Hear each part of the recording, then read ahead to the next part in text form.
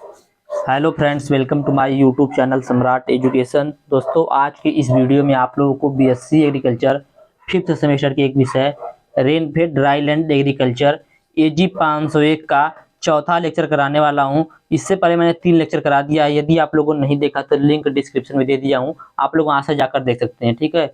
और यदि आप लोगों को इसका पीडीएफ चाहिए तो डिस्क्रिप्शन में व्हाट्सएप ग्रुप का लिंक और व्हाट्सएप नंबर दिया गया है, मैसेज करके आप लोग इसका पीडीएफ ले सकते हैं। तो चलिए आज का लेक्चर स्टार्ट करते हैं। इससे पहले हमने 3 लेक्चर करा दिया है, लिंक डिस्क्रिप्शन में दे दिया हूँ, मैंने पहले बता दिया। चलिए इसका टाइटल देख लेते हैं इस लेक्चर का। तो टाइटल है drought type effect of water on defect on physiomorphological characteristics of the plants. बोल रहा है सूखा का प्रकार पौधे की शारीरिक रूपात्मक विशेषताओं पर पानी की कमी का प्रभाव बताइए। ठीक है, तो चलिए देखते हैं। सबसे पहले देखेंगे सूखा क्या होता है, ड्रॉट क्या होता है। ठीक है, तो सूखा को इंग्लिश में बोलते हैं ड्रॉट। तो देखते हैं सूखे की परिभाषा। तो देखिए, पहले मैं बता दूं कि सूखे की कोई एक निश्चित परिभाषा नहीं है, सर्वमान्य परिभाषा नहीं है। लेकिन जब सूखा उस अवस्था को बोला जाता है जब किसी स्थान पर बहुत अधिक समय तक वर्षा नहीं होती है, तो उसी स्थान को सूखा के रूप में परिभाषित किया जाता है। ठीक है, तो ये देखते हैं। तो सूखे की परिभाषा, सूखे की कोई सर्वसामान्य परिभाषा नहीं है। ठीक है, सूखे की कोई सर्वमान्य परिभाषा नहीं है। प्रारंभिक कार्यकर्ताओं ने सूखे को वर्षा के लंबी अवधि के रूप में परिभाषित किया। जो प्रारंभिक लोग थे, ठीक है, पुराने जमाने के जो लोग थे उनको प्रारंभिक कार्यकर्ता के यहाँ से सूचित किया जा रहा है। तो जो पुराने जमाने के पूर्वज थे उन लोगों ने क्या बताया, उन लोगों ने सूखे को वर्षा के लंबी अवधि के रूप में परिभाषित किया। मतलब कि जब बहुत अधिक लंबी अवधि तक वर्षा नहीं होती है तो उसको सूखा का रूप दिया गया। अगला है रामदास के अनुसार, रामदास 1960 के अनुसार, तो सूखा वह स्थिति है जब वास्तविक मौसमी वर्षा में औसत विचलन से 2 गुने से अधिक की कमी होती है। मतलब बोला है कि रामदास बोले थे कि वो सूखा वह स्थिति है जो वास्तविक मौसमी वर्षा में विचलन से 2 गुने से अधिक की कमी होती है। मतलब जब वर्षा नहीं होता है तो वहां पर मीन डेविएशन मतलब औसत विचलन से 2 गुने से अधिक की कमी हो जाती है पानी की। ठीक है, आगे चलते हैं। अमेरिकी मौसम विज्ञान सोसाइटी ने सूखे को असामान्य रूप से शुष्क मौसम की अवधि के रूप में परिभाषित किया है, जो पानी की कमी के कारण प्रभावित क्षेत्र में गंभीर जल असंतुलन पैदा करने के लिए पर्याप्त रूप से लंबे समय तक रहता है। ठीक है, तो ये था कुछ थोड़ा सा परिचय सूखे के बारे में। चलिए आगे चलते हैं। ड्राट इन इंडिया, भारत में सूखा। तो 18वीं और 19वीं शताब्दी और 20वीं शताब्दी के दौरान भारत में सूखे के कारण, ड्राट के कारण लाखों लोगों की मौत हो गई। भारतीय कृषि काफी हद तक भारत की जलवायु पर निर्भर है। भारतीय फसलों की सिंचाई के लिए पानी सुरक्षित करने के लिए एक अनुकूल दक्षिण पश्चिम ग्रीष्मकालीन मानसून महत्वपूर्ण है। भारत के कुछ हिस्सों में मानसून की विफलता के कारण पानी की कमी हो जाती है, जिसके परिणाम स्वरूप फसल की पैदावार औसत से कम हो जाती है। ठीक है, तो देखिए इसको क्या बोला जा रहा है कि 18वीं 19वीं और 20वीं शताब्दी के दौरान भारत में सूखे के कारण लाखों लोगों की मौत हो गई। भारतीय कृषि काफी हद तक भारत की जलवायु पर ही निर्भर है। ठीक है, भारतीय फसलों की सिंचाई के लिए पानी सुरक्षित करने के लिए एक अनुकूल पश्चिम ग्रीष्मकालीन मानसून महत्वपूर्ण है। भारत के कुछ हिस्सों में मानसून की विफलता के कारण पानी की कमी हो जाती है, जिसके परिणाम स्वरूप फसल की पैदावार औसत से कम हो जाती है। चलिए आगे चलते हैं। यह दक्षिणी और पूर्वी महाराष्ट्र, कर्नाटक, हरियाणा, गुजरात और राजस्थान जैसे प्रमुख सूखा प्रवण क्षेत्रों के लिए विशेष रूप से सच होता है। ठीक है, यह जो है कि दक्षिण और पूर्वी महाराष्ट्र, कर्नाटक, हरियाणा, गुजरात और राजस्थान जैसे प्रमुख सूखा प्रवण क्षेत्रों के लिए विशेष रूप से सच है। अतीत में मतलब पुराने समय में सूखे के कारण समय समय पर बड़े भारतीय अकाल पड़े, जिसमें 1770 का बंगाल का अकाल भी शामिल था। ठीक है, 1770 में इतना सूखा पड़ा था। 1770 में जिसे बंगाल अकाल के नाम से जाना था, उसमें लाखों लोगों की मृत्यु हो गई थी। ठीक है, तो समझ सुनिएगा कि अतीत में सूखे के कारण समय समय पर बड़े भारतीय अकाल पड़े, जिनमें 1770 का बंगाल अकाल भी शामिल था, जिसमें प्रभावित क्षेत्रों में 1/3 आबादी मर गई थी। ठीक है, जो क्षेत्र बाढ़ से प्रभावित था उसकी 1/3 आबादी जो था वह मर गया, किससे? सूखे के कारण। 1876 से 77 का अकाल जिसमें 50 लाख से अधिक लोग मारे गए, और 1899 का अकाल जिसमें 4.5 मिलियन से अधिक लोग मारे गए। ठीक है, तो देखिएगा कि इतना सब पुराने समय में सूखे के कारण इतनी सारी अकाल पड़ गई थी, पानी की कमी से इतना अकाल पड़ गया था। ठीक है, तो फिर से सुनिएगा यहाँ से कि यह दक्षिण और पूर्वी महाराष्ट्र, कर्नाटक, हरियाणा, गुजरात और राजस्थान जैसे प्रमुख सूखा प्रवण क्षेत्रों के लिए विशेष रूप से सच होता है। अतीत में सूखे के कारण समय समय पर बड़े भारतीय अकाल पड़े, जिसमें से 1770 का बंगाल का अकाल भी शामिल था, जिसमें प्रभावित क्षेत्र के 1/3 आबादी मर गई थी। 1876 से 77 का अकाल जिसमें 50 लाख से अधिक लोग मारे गए थे। 1899 का अकाल जिसमें 4.5 मिलियन से अधिक लोग मारे गए थे, तो इतने लोग बाढ़ से मारे गए थे। चलिए आगे चलते हैं। क्लासिफिकेशन ऑफ ड्राट, सूखे का वर्गीकरण, जो कि देखिए पूछा था। ठीक है, तो सूखे को अवधि, उपयोगकर्ताओं की प्रकृति, घटना के समय और कुछ विशिष्ट शब्दों के उपयोग के आधार पर वर्गीकृत किया जाता है। ठीक है, सूखे को अवधि के आधार पर, उपयोगकर्ताओं की प्रकृति के आधार पर, घटना के कुछ समय विशिष्ट शब्दों के उपयोग के आधार पर वर्गीकृत किया जाता है। तो चलिए सबसे पहले देखेंगे अवधि के आधार पर। बेस्ड ऑन ड्यूरेशन, अवधि के आधार पर सूखे का वर्गीकरण। तो अवधि के आधार पर सूखे का वर्गीकरण चल देखते हैं, जिसमें पहला पॉइंट है परमानेंट ड्राट, अस्थाई सूखा। मतलब कि परमानेंट का मतलब जहां पर पानी नो, जहां पर समय सूखा रहे उसको बोला जाता है परमानेंट ड्राट। चलिए देखते हैं। यह रेगिस्तानी जलवायु की विशेषता है, जहां उगने वाली विरल वनस्पति सूखे के अनुकूल होती हैं और पूरे फसल मौसम के दौरान सिंचाई द्वारा ही कृषि संभव है। ठीक है,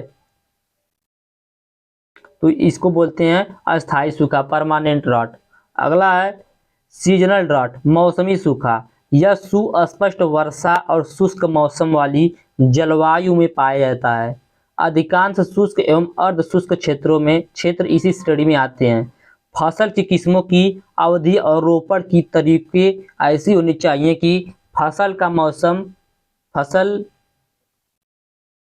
ऐसे होने चाहिए कि वृद्धि का मौसम बरसात के मौसम के भीतर आना चाहिए। फिर सुनिएगा, तो देखिए थोड़ा सा प्रॉब्लम है बोलने में इस टाइम, इसलिए थोड़ा सा हो जा रहा है, मैनेज कर लीजिएगा। तो सीजनल ड्राट क्या होता है, फिर सुनिएगा कि यह एक सुस्पष्ट वर्षा और शुष्क मौसम वाली जलवायु में पाया जाता है।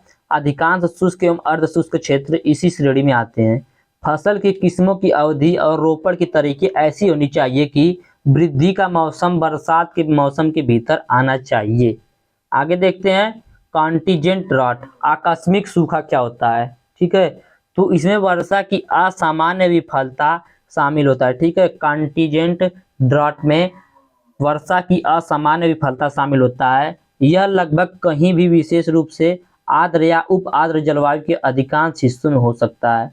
कॉन्टिजेंट ड्राट जो होता है आकस्मिक सूखा होता है। यह लगभग कहीं भी किसी भी विशेष स्थान से विशेष रूप से आर्द्र या उप आर्द्र जलवायु के अधिकांश हिस्सों में हो सकता है। यह आमतौर पर संक्षिप्त, अनियमित होता है और आमतौर पर केवल एक छोटे से क्षेत्र को प्रभावित करता है। ठीक है, कॉन्टिजेंट ड्राट, आकस्मिक सूखा। आगे देखते हैं इनविजिबल ड्राट, अदृश्य सूखा। तो अदृश्य सूखा क्या है, तो यह तब भी हो सकता है जब किसी क्षेत्र में लगातार बारिश हो रही हो। जब वर्षा वाष्पीकरण वाष्पोत्सर्जन हानियों को पूरा करने के लिए अपर्याप्त हो जाता है, तो परिणाम स्वरूप मिट्टी में पानी की कमी हो जाती है, जिसके परिणाम स्वरूप इष्टतम उपज कम होती है। यह आमतौर पर आर्द्र क्षेत्र में होता है। ठीक है, इसे बोलते हैं अदृश्य सूखा। मतलब देखने में सूखा तो नहीं लगेगा, लेकिन सूखा हो गया होता है। जैसे बारिश बहुत ज्यादा जब हो जाता है तो क्या होता है कि जो वर्षा का जल वह वाष्प बन के ऊपर उड़ जाता है, जिससे जमीन में पानी तो नहीं रहता, लेकिन हम लोगों को लगता है कि जमीन में नमी है, उसी को बोलते हैं अदृश्य सूखा। समझिएगा, यह तब भी हो सकता है जब किसी क्षेत्र में लगातार बारिश हो रही हो। ठीक है, तो परिणाम स्वरूप मिट्टी में पानी की कमी हो जाती है, जिसके परिणाम स्वरूप इष्टतम उपज कम होती है। यह आमतौर पर आर्द्र क्षेत्रों में होता है। चलिए चलते हैं आप थोड़ा सा और आगे। Based on relevance to the users, देखिए हम लोगों ने पहला देखा बेस्ड ऑन ड्यूरेशन, अब दूसरा देखेंगे based on relevance to the users. National commission on agriculture 1976, उपयोगकर्ताओं की प्रासंगिकता के आधार पर राष्ट्रीय कृषि आयोग 1976 के द्वारा उन्होंने क्या बताया है, किस रूप में वर्गीकृत किया उसको देख रहे हैं। ठीक है, तो पहला इन्होंने 3 रूप में वर्गीकृत किया है। पहला है मेट्रोलॉजिकल ड्राट, पहला है मौसम संबंधी सूखा। तो इसे एक ऐसी स्थिति के रूप में परिभाषित किया गया है जहां लंबी अवधि महीने मौसम या वर्ष के किसी क्षेत्र में वार्षिक वर्षा सामान्य से कम होती है। ठीक है, तो इसे ऐसे स्थिति के रूप में परिभाषित किया गया है जहां पर लंबी अवधि किसी महीने या किसी मौसम या किसी वर्ष के लिए किसी क्षेत्र में वार्षिक वर्षा सामान्य से कम होती है। ठीक है, मतलब कम होती है, वर्षा जितनी होनी चाहिए उससे कम होती है। अगला एटमॉस्फेरिक ड्रॉट, वायुमंडलीय सूखा। तो यह कम हवा की नमी के कारण होता है, यह कम हवा की नमी के कारण होता है, जिसके साथ अक्सर गर्म शुष्क हवाएं चलती रहती हैं। यह पर्याप्त उपलब्ध मिट्टी की नमी की स्थिति में भी हो सकता है। यह उस स्थिति को संदर्भित करता है जब पौधे दिन के गर्म हिस्से के दौरान मुरझाने के लक्षण दिखाते हैं। जब वाष्पोत्सर्जन थोड़े समय के लिए अस्थायी रूप से अवशोषण से अधिक हो जाता है, तब अवशोषण वाष्पोत्सर्जन के साथ तालमेल रखता है, तो पौधे जो होते हैं तुरंत पुनः जीवित हो जाते हैं। ठीक है, इसे बोलते हैं मिड डे विल्ट, इसे मिड डे विल्ट के नाम से भी जाना जाता है। ठीक है, अगला पॉइंट है हाइड्रोलॉजिकल ड्रॉट। ठीक है, हाइड्रोलॉजिकल ड्रॉट तो मौसम संबंधी सूखा। जब लंबे समय तक सूखा रहता है तो सतह के पानी की कमी के साथ हाइड्रोलॉजिकल सूखा होता है और परिणाम स्वरूप जलाशय, टैंक आदि सूख जाते हैं। इसके परिणाम स्वरूप पानी का उपयोग करने वाले सभी क्षेत्रों में पानी की कमी हो जाती है। यह जल संतुलन पर आधारित होता है। यह फसलों की परिपक्वता तक लाने के लिए समग्र रूप से सिंचाई को प्रभावित करता है। ठीक है, तो देखिए आज के समय में बिजली जो है पानी से बन रहा है। ठीक है, बड़े बड़े जो कंपनियां, फैक्ट्रियां हैं, वहां पर बिजली पानी से बन रही है। मतलब पानी के यूज से हाइड्रोलॉजिकल एनर्जी से क्या कर रहे हैं हम लोग, ऊर्जा प्राप्त कर रहे हैं। लेकिन जब बारिश ही नहीं होगी, पानी ही नहीं रहेगा, सूखा पड़ जाएगा, जब नदी, तालाब, डैम सब सूख जाएंगे तो यहाँ से ये सब काम नहीं हो पाएगा। तो इसी प्रकार की प्रक्रिया पड़ जाता है हाइड्रोलॉजिकल ड्रॉट। तो हाइड्रोलॉजिकल ड्रॉट मौसम संबंधी सूखा। जब लंबे समय तक सूखा रहता है तो सतह के पानी की कमी के साथ साथ हाइड्रोलॉजिकल सूखा होता है और परिणाम स्वरूप जलाशय, टैंक आदि सूख जाते हैं, जिसके परिणाम स्वरूप पानी से उपयोग करने वाली सभी क्षेत्रों में पानी की कमी हो जाती है। यह जल संतुलन पर आधारित होता है और यह फसलों को परिपक्वता तक लाने के लिए समग्र रूप से सिंचाई को प्रभावित करता है। चलिए आगे चलते हैं। अगला है last point, agriculture drought. Agriculture drought कृषि सूखा या मिट्टी का सूखा। कृषि सूखा या मिट्टी का सूखा तो यह उपलब्ध मिट्टी की नमी और फसल के वाष्पीकरण उत्सर्जन के बीच असंतुलन के कारण मिट्टी की नमी के तनाव का परिणाम है। यह आमतौर पर क्रमिक और प्रगतिशील होता है। ठीक है, एग्रीकल्चर ड्रॉट जो होता है आमतौर पर मिट्टी की नमी और फसल के वाष्पीकरण उत्सर्जन के बीच असंतुलन के कारण मिट्टी की नमी के तनाव के रूप का एक परिणाम है। यह आमतौर पर क्रमिक और प्रगतिशील होता है, इसलिए पौधे मिट्टी की बढ़ी हुई नमी के तनाव को कम से कम आंशिक रूप से समायोजित कर सकते हैं। यह स्थिति कम वर्षा या स्थान और समय दोनों में इसके असमान वितरण के परिणाम स्वरूप उत्पन्न होती है। ठीक है, तो यह था दूसरा पॉइंट जो कि मैंने कहा था, based on relevance to the users, national commission on agriculture 1976 के द्वारा। आगे देखते हैं, अगला है based on time of occurrence, घटना के समय के आधार पर। घटना के समय के आधार पर, ठीक है, जिसमें पहला पॉइंट है अर्ली सीजन ड्रॉट, शुरुआती मौसम में सूखा। तो यह मानसून की शुरुआत में देरी या शुरुआती बुआई के बाद लंबे समय तक सूखे का कारण होता है। ठीक है, तो हम लोग देख रहे हैं घटना के समय के आधार पर। तो इसमें पहला था अर्ली सीजन ड्रॉट, शुरुआती मौसम में सूखा। तो यह मानसून की शुरुआत में देरी या शुरुआती बुआई के बाद लंबे समय तक सूखे के कारण होता है। आगे चलते हैं, दूसरा मिड सीजन ड्रॉट, मध्य सीजन सूखा या मध्य मौसम सूखा। तो यह लगातार दो बारिशों के बीच लंबे अंतराल के कारण होता है और लंबे शुष्क दौर के दौरान संग्रहित नमी अपर्याप्त हो जाती है, तो उसको बोला जाता है मिड सीजन ड्रॉट या मध्य मौसम सूखा, मध्य मौसमी सूखा। अगला है लेट सीजन ड्रॉट, देर से मौसम का सूखा।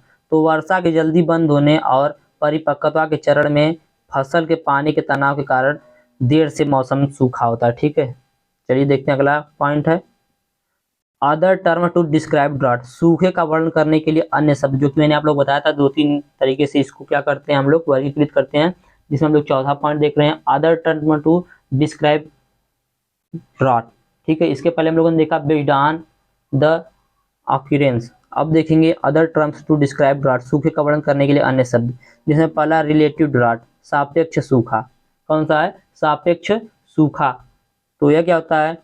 तो एक फसल के लिए दूसरी फसल के लिए, एक फसल के लिए सूखा दूसरी फसल के लिए सूखे की स्थिति नहीं हो सकता है। ठीक है, एक फसल के लिए सूखा दूसरे फसल की स्थिति के लिए सूखा नहीं हो सकता है। यह मिट्टी की नमी की स्थिति और फसल चयन के बीच बेमेल के कारण होता है। जैसे चावल को उगाने के लिए सूखे की स्थिति हो सकती है, लेकिन वही स्थिति मूंगफली उगाने के लिए सूखे की नहीं हो सकती। ठीक है, जैसे क्योंकि देखिए जो मूंगफली होता है उसको कम पानी चाहिए, चावल जो होता है जो धान होता है उसको अधिक पानी चाहिए, इसलिए धान को कम पानी चाहिए। यदि उस खेत में हम लोग क्या करेंगे, मूंगफली की बुआई करेंगे, तो वह सूखा नहीं कहलाएगा। इसको बोल जाते हैं रिलेटिव ड्राट या सापेक्ष सूखा। समझिएगा क्या बोल रहा है कि एक फसल के लिए सूखा दूसरी फसल के लिए सूखे की स्थिति नहीं हो सकता। मतलब एक फसल जो चावल था उसके लिए सूखा था, लेकिन दूसरी फसल जो मूंगफली उसके लिए सूखा नहीं है।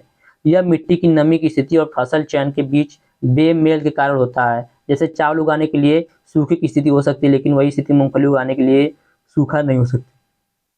अगला पॉइंट है फिजियोलॉजिकल ड्राट, शारीरिक सूखा। ऐसी स्थिति को संदर्भित करता है, फिजियोलॉजिकल ड्राट ऐसी स्थिति को संदर्भित करता है जहां की मिट्टी की सांद्रता में वृद्धि के कारण मिट्टी के घोल के उच्च ऑस्मोटिक दबाव के कारण पानी उपलब्ध होने पर भी फसलें मिट्टी से पानी को अवशोषित करने में असमर्थ हो जाती हैं। जैसे कि लवड़ी और क्षारीय मिट्टी में यह जल आपूर्ति की कमी कारण नहीं होता है। ठीक है, तो यह था शारीरिक सूखा। चलिए अब आगे देखते हैं importance causes for agricultural drought are. कृषि सूखे के महत्वपूर्ण कौन कौन से कारक हैं उनके बारे में देखेंगे। जिसमें पहला है अपर्याप्त वर्षा। ठीक है, अपर्याप्त वर्षा, अनियमित वितरण। एक तो वर्षा जो होती है वह अपर्याप्त होती है और कहीं कहीं पर हो जाती है तो अनियमित होती है। मतलब जब वर्षा को चाहिए, जब पानी चाहिए तो नहीं होगी, नहीं चाहिए तो पानी बारिश हो जाता है। मानसून में लंबे समय तक शुष्क दौर। ठीक है, मानसून का देर से आना, मानसून का जल्दी वापस चला जाना, उचित मिट्टी और फसल प्रबंध का अभाव। तो ये सब क्या करते हैं, ये सब सूखे के महत्वपूर्ण कारक है। ठीक है, कृषि सूखे के महत्वपूर्ण कारक हैं, जिसको मैंने अभी आप लोग बताया। Effect of drought on crop production. चलिए अब थोड़ा सा और आगे चलते हैं। इफेक्ट ऑफ ड्राट पर देखिए यहाँ पर ड्राट गलत हो गया है। तो effect of drought in crop production, effect of drought on crop production, फसल उत्पादन पर सूखे का प्रभाव। जिसमें पहला पॉइंट है वाटर रिलेशन, जल संबंध। तो अवशोषण, स्थानांतरण और वाष्पोत्सर्जन पर अपने प्रभाव से जल की स्थिति को बदल देता है। वाष्पोत्सर्जन के पीछे अवशोषण में देरी के परिणाम स्वरूप वायुमंडलीय शुष्कता में वृद्धि के परिणाम स्वरूप स्फीति का नुकसान होता है। अगला पॉइंट है फोटोसिंथेसिस। ये सब क्या बता रहे हैं हम, ये सब मैं बता रहा हूँ आप लोगों को कि उसको प्रभावित करने वाले कारक कौन कौन से हैं। ठीक है, effect of drought on crop production, सूखा का फसल उत्पादन पर क्या प्रभाव पड़ता है। दूसरा है फोटोसिंथेसिस, प्रकाश संश्लेषण। तो प्रकाश संश्लेषण दर क्लोरोफिल सामग्री पत्ती क्षेत्र में कमी और पत्तियों में आत्मसात संतति के वृद्धि या स्थानांतरण की कमी के कारण नमी के तनाव से प्रकाश संश्लेषण कम हो जाता है। ठीक है, अगला है रेस्पिरेशन। ये सब देखिए सूखे का प्रभाव बता रहा हूँ फसल उत्पादन पर। फसल उत्पादन पर प्रकाश संश्लेषण क्या प्रभाव डालता है, रेस्पिरेशन क्या प्रभाव डालता है। ठीक है, वाटर रिलेशन क्या प्रभाव डालता है, ये सब हम लोग देख रहे हैं। अगला रेस्पिरेशन, श्वसन जिसे बोलते हैं। तो हल्के सूखे के साथ वृद्धि, लेकिन अधिक सूखे के कारण पानी की मात्रा और श्वसन में कमी आती है। हल्के सूखे के साथ वृद्धि, लेकिन अधिक सूखे के साथ सूखे के कारण पानी की मात्रा और श्वसन में कमी आती है। अगला है एनाटॉमिक चेंजेस, शारीरिक परिवर्तन। तो कोशिकाओं और अंतर कोशिकीय स्थानों के आकार में कमी, मोटी कोशिका भित्ति, यांत्रिक ऊतक का अधिक विकास, प्रति इकाई पत्ती में रंध्र बढ़ने की प्रवृत्ति होती है। ठीक है, अगला है मेटाबॉलिक रिएक्शन, चयापचय प्रतिक्रिया। लगभग सभी चयापचय प्रतिक्रियाएं पानी की कमी से ही प्रभावित होती हैं। देखिए इसमें कुछ समझाने लायक नहीं, इसीलिए मैं समझा नहीं रहा हूँ कुछ, आप लोगों को सिर्फ मैं थ्योरी दिखा दे रहा हूँ, क्या पढ़ना है, कैसे पढ़ना है, कहाँ से पढ़ना है। ठीक है, अगला हार्मोनल रिलेशनशिप। तो साइटोकिनिन, जिब्रेलिक एसिड और इंडोल एसिटिक एसिड जैसे विकास को बढ़ावा देने वाले हार्मोन की गतिविधि होती है कम हो जाती है, और विकास को नियंत्रित करने वाले हार्मोन जैसे एब्सिसिक एसिड, एथिलीन आदि की गतिविधि बढ़ जाती है। अगला है न्यूट्रिएशन, पोषण। तो पोषण किस प्रकार से सूखे के फसल उत्पादन को प्रभावित करता है। तो नाइट्रोजन का स्थिरीकरण, अवशोषण और आत्मसात प्रभावित होता है। चूंकि शुष्क पदार्थ का उत्पादन काफी कम हो गया है, तो नाइट्रोजन, फास्फोरस और पोटेशियम का अवशोषण भी कम हो गया है। ठीक है, तो चलिए थोड़ा सा और आगे चलते हैं। यह था सूखे को प्रभावित करने वाले कुछ कारक। अब चलिए आगे देखेंगे थोड़ा सा यील्ड के बारे में। यील्ड को देखने से पहले कुछ 2 पॉइंट और उसको भी देख लेते हैं। तो अगला पॉइंट है ग्रोथ एंड डेवलपमेंट, वृद्धि और विकास। पत्तियों, तनों और फलों की वृद्धि में कमी। यदि फूल आने से पहले सूखा पड़ता है तो परिपक्वता में देरी होती है, जबकि फूल आने के बाद सूखा पड़ने पर परिपक्वता में देरी होती है। ठीक है, आगे चलिए देखते हैं। अगला है रिप्रोडक्टिव एंड ग्रेन ग्रोथ, प्रजनन और अनाज की वृद्धि। फूल अनाज फूल और फूल आने और अनाज के विकास के समय सूखा क्रमशः फसलों की संख्या और व्यक्तिगत अनाज का वजन निर्धारित करता है। अनाजों में पुष्पगुच्छ का प्रारंभ होना महत्वपूर्ण है, जबकि एंथेसिस पर सूखे के कारण परागकण सूख जाते हैं।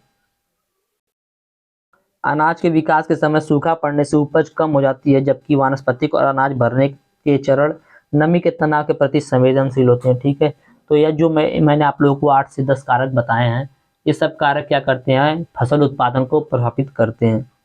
चलिए आगे देखते हैं। आखिरी पॉइंट है यील्ड। तो उपज पर प्रभाव काफी हद तक इस बात पर निर्भर करता है कि कुल शुष्क पदार्थ के किस अनुपात को कटाई के लिए उपयोग सामग्री माना जाता है।